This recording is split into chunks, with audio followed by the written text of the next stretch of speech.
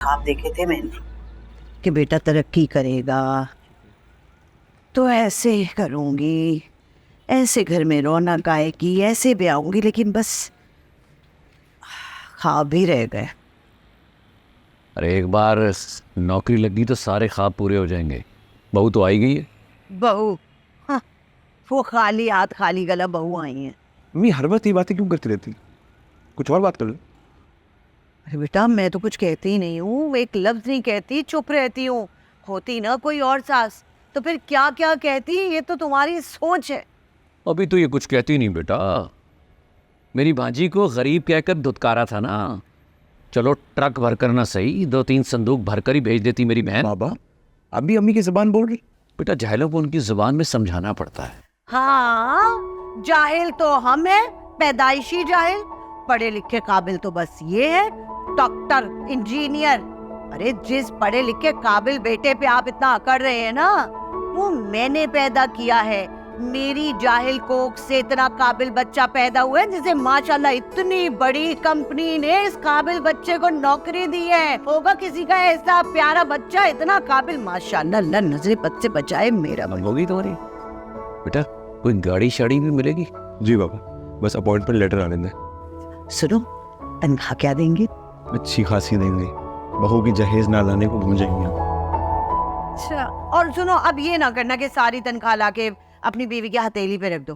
भाई हमने बहुत गुर्बत में पाला है तुमको, पहला हक हमारा है। क्यों, ठीक कह रही हूँ ना? किस किस्म की लालची औरत हो तुम। बजाय कि अपनी बेटे की सेहत की दुआ मांगो, अल्लाह का शुक्र अदा करो, और ये किस किस्म की बातें करना शुरू कर दी तुम। अरे तो मैं कौन सा सारी तनख्वाह अपने पेट में डाल लूंगी?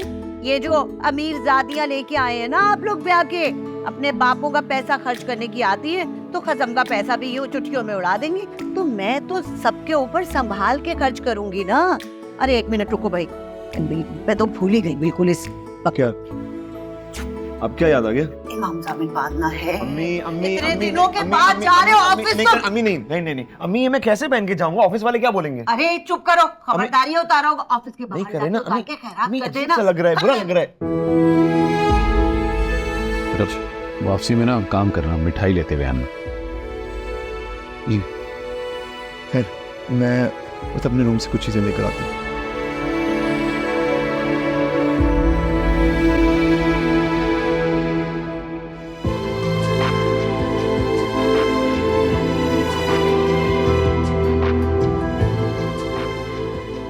चलो तुम्हारे चीज के इसका जवाब होता है तुम आ जाओ। तो फिर पूछा क्यों? पूछना तो बनता है। तो बताना भी बनता है।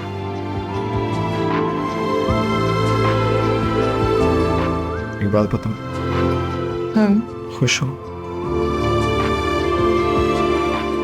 खुश लग रही हूँ। देख लेना।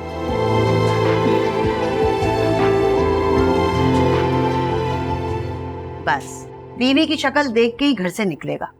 इस कदर जूते पड़े हैं फिर भी जोड़ू का गुलाम ही रहा है। ये जो कुछ भी उससे मिला है ना, वफा की किस्मत से मिला है वफा की किस्मत से कहा, मेरे वजीफों की वजह से मिला है। वफा के नसीब से तो मेरे बच्चे की सारे जिस्म की हड्डियां ही टूटी थी बस।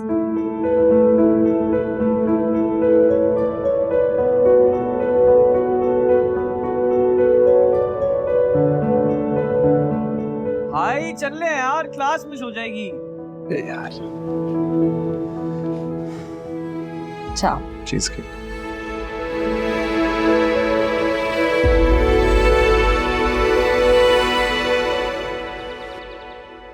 मुझे याद आया, हम लोगों ने लंच पे जाना है एजाज अंकल के घर। आप चली जाना, मैं ऑफिस से आ जाऊंगा। वो डैड को तो मैंने रात का कह दिया। बड़ी मुश्किल से वक्त निकाला था मैंने उनके पास लंच करने के लिए। बिजी हूँ शाम को, मेरे काम का भी ख्याल कर लिया करे। मेहनत करता हूँ, ये जिंदगी ऐसे तो नहीं मिलती। I am so sorry. वो एक्चुअली वफा का फोन आया था, असद की जॉब हो गई है। क्या नाम बता रही थी? Global builders. वहीं उसको जॉब मिली, आज अपॉइंटमेंट लेटर मिल जाएगा, तो इसलिए मैंने असद को लंच का कह दिया। हमारा कहीं बाहर जाने का प्लान था, लेकिन अगर आप मैनेज नहीं कर सकते तो मैं उन्हें मना कर दूँ। आपने जिससे मिलना है मिलिए, मुझे उससे कोई परवाह नहीं। अगली बार मुझसे प्लीज मेरा स्केड्यूल पूछ लीजिए।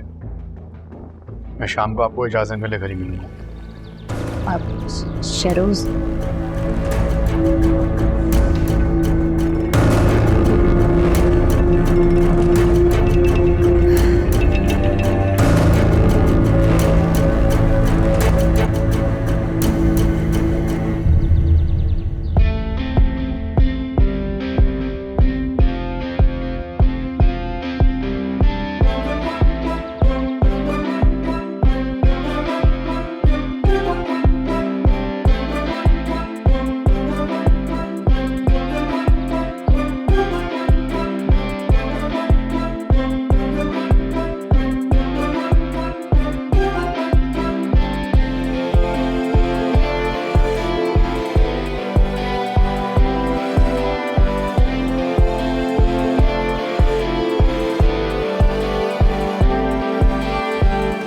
हमारी फर्म की स्ट्रेंथ बढ़ेगी अगर आप जैसे ज़हीन लोग हमें ज्वाइन करेंगे।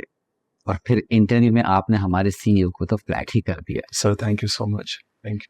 बस आपका अपॉइंटमेंट लेटर टाइप हो रहा है, अभी तमाम फॉर्मेलिटीज पूरी कर देते हैं। Excuse me. अस्सलाम वालेकुम जनाब, कैसे हैं आप?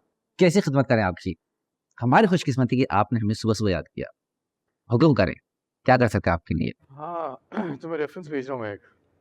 सुना तुम्हारे पास वैकेंसी है।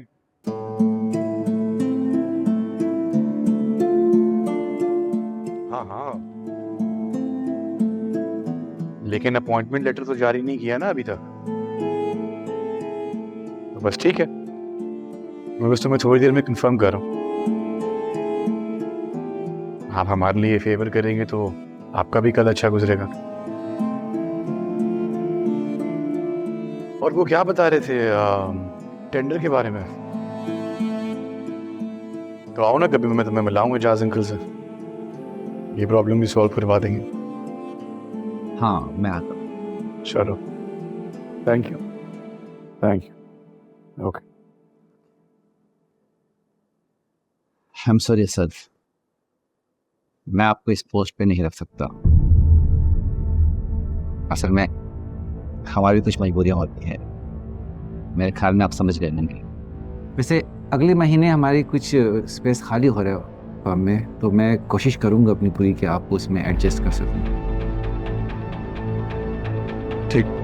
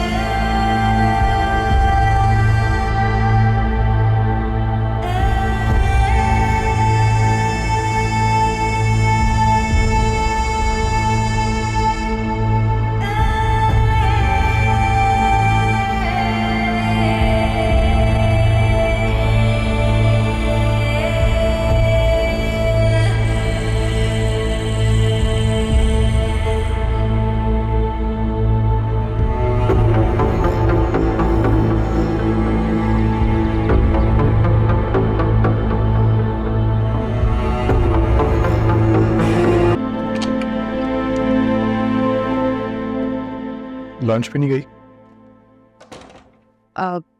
लंच कैंसिल हो गया। क्यों? जो जॉब असद को मिलनी थी वो उसे नहीं मिली।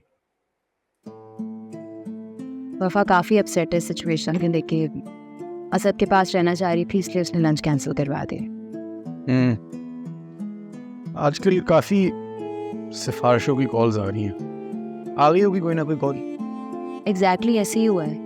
अपॉइंटमेंट लेटर उसको मिलने वाला था लेकिन एंड वक्त पे किसी की कॉल आई और किसी सिफारिशी कैंडिडेट को जगह मिल गई।